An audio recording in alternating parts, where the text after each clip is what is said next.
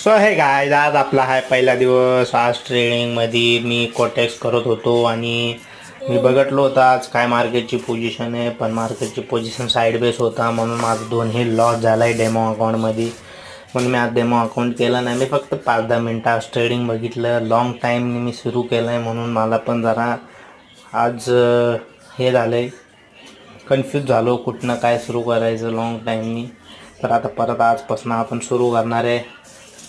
So आपल्याला तुमची support पाहिजे आहे. आज आपण बघू आता अजून काय काय होणार आहे. आज तर आता तर मार्केट बंद होण्याच्या पोझिशनमध्ये होतं म्हणून मार्केट पूर्ण OTCमध्ये साईड मार्केट होतं. त्याशिवाय आज आपण काही करू शकलो नाही. तर आपण उद्या परवा बघूया. उद्या मार्केट चालू असेल तर बहुतेक आपण उद्या कव्हर करून घेऊ.